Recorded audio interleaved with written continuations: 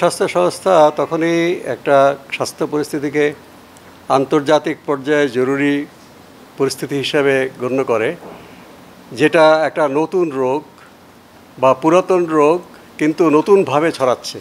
এ যাবৎকাল যেভাবে ছড়াচ্ছে তার চাইতে ভিন্নভাবে, এবং এটা বিভিন্ন দেশের সীমানা অতিক্রম করে আন্তর্জাতিক জায়গায় গিয়েছে। এবং কোনো একটা দেশের পক্ষে এককভাবে এই পরিস্থিতি সামাল দেওয়া সম্ভব না। একটা আন্তর্জাতিক সমন্বয় করেই এটা সমাধান দরকার, এবং এই সমন্বয় শুধু না, পারস্পরিক সহযোগিতাও দরকার। এই রকম যদি জনস্বাস্থ্যের গুরুতর অবস্থা তৈরি হয়, সেক্ষেত্রেই বিশ্ব স্বাস্থ্য সংস্থা এভাবে একটা জরুরি অবস্থা ঘোষণা করে। এমপক্সের বিষয়ে 14ই আগস্ট বিশ্ব স্বাস্থ্য সংস্থার মহাপরিচালক তাদের যারা বিশেষজ্ঞ তাদের সঙ্গে আলাপ করে এটা এই পরিস্থিতি ঘোষণা করেছেন। প্রিয় নাম্বার সেট করে বিকাশে সেন্ড মানি করুন ফ্রি। এটা মানে আমাদের দেশে তো আমরা অভ্যস্ত যে এখানে আমাদের জল বসন্ত বা চিকেন পক্স হচ্ছে। তবে চিকেন পক্সের সাথে এটা হলো, এটা ফ্লুর মতো পরিস্থিতি হতে পারে, হাঁচি কাশি বা জ্বর, গায়ে ব্যথা হবে, কিন্তু সঙ্গে সঙ্গে এটা শরীরে লাল লাল ছোপ বা ফুসকুড়ির মতো দেখা দেবে, যেটা চিকেন পক্সের সাথে মিল আছে। বা একসময় এটা গুটি বসন্তের সাথে বেশি মিল, তবে গুটি বসন্তের মতো এটা মারাত্মক নয়। গুটি বসন্ত যেভাবে মানুষ মৃত্যুর হার এটা সেটা না, কিন্তু চিকেন পক্সের চাইতে এটার মৃত্যুর হারটা বেশি।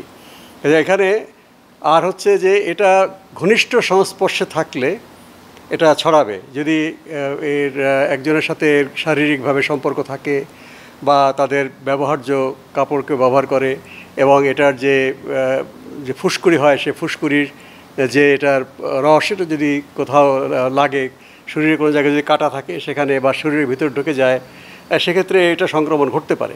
চিকেন পক্সে হয়তো এতটা সংক্রামক নয়। চিকেন পক্সে যে সংক্রমণ হয়, যে ফুসকুড়িটা শুকিয়ে গেলে যেই শুকনো যে এটার আবরণটা, সেটা যদি কোথাও গিয়ে লাগে মানুষের শরীরে, সেখান থেকে হতে পারে। এটাও তাই, কিন্তু তার সঙ্গে এটা যোগ হয়েছে যে একজন মানুষের সাথে ঘনিষ্ঠ সংস্পর্শে থাকলে পরিবারের সদস্য, যেমন বাচ্চারা আক্রান্ত হচ্ছে, বাচ্চারা মা বাবার সাথে থাকে, এতে তারা আক্রান্ত হচ্ছে, যেটা আমরা আফ্রিকাতে দেখেছি।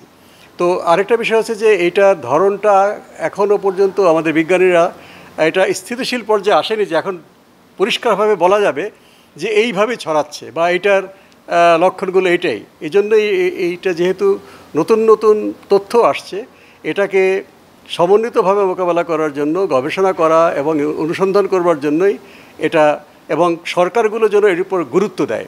যেমন এমপক্সের টিকা আবিষ্কার করবার জন্যে টিকা আবিষ্কার কিছুটা হয়েছে ইউরোপে, কিন্তু এরা আফ্রিকাতে একটা টিকাও দেয়নি।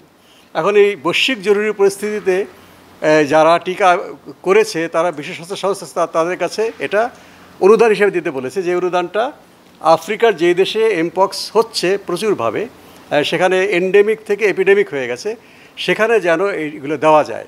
কিন্তু এই যাবৎ তারা টিকা আবিষ্কার করলেও এটা যেখানে প্রয়োজন সেখানে তারা দেয়নি। অবশ্যই টিকা দিয়ে তারা ইউরোপে যে এমপক্স এই 2022 সালে যেটা হয়েছিল তারা নিয়ন্ত্রণ করতে সক্ষম হয়েছে, এবং মৃত্যুটা এবং রোগীর সংখ্যা অনেক কমে আসছে। ফলে বৈশ্বিক জরুরি অবস্থা 2023 সালে প্রত্যাহার হয়েছিল। কিন্তু এখন সেই যে আপনার মধ্য আফ্রিকা থেকে যেখানে এটার উৎপত্তি হয়েছে বা পশ্চিম আফ্রিকা, সেখান থেকে আশেপাশের দেশগুলোতে ব্যাপক হারে ছড়িয়ে পড়েছে, এবং আমরা দেখছি যে আফ্রিকার বাইরেও ছড়িয়ে পড়েছে 1-2টা কেস হলেও। কাজে এক্ষেত্রে আমাদের অবশ্যই বৈশ্বিক সহযোগিতা দরকার। এটার চিকিৎসার জন্য গবেষণা হচ্ছে। এখনও সরাসরি কোনো ওষুধ আবিষ্কৃত হয়নি, কিন্তু এই রোগের জন্য যেটা বলা যায় লক্ষণভিত্তিক চিকিৎসা আছে, এবং গুরুতর অসুস্থ লোকদেরকে সুস্থ রাখার জন্য চিকিৎসাগুলো আছে। সেটাও কিন্তু একটা বৈশ্বিক সহযোগিতার ভিত্তিতে করতে হবে। আফ্রিকাতে মৃত্যুর হারটা বেশি, এটা অন্যতম কারণ সেখানে চিকিৎসাটা সহজলভ্য না। সেখানে চিকিৎসা সহজলভ্য না হওয়ার কারণে জটিলতায় আক্রান্ত হচ্ছেন, এবং তাদের শরীরের পুষ্টিটা অনেক দুর্বল। এই দুর্বল পুষ্টি নিয়ে কিন্তু রোগ প্রতিরোধ করা যায় না, খুবই কঠিন হয়।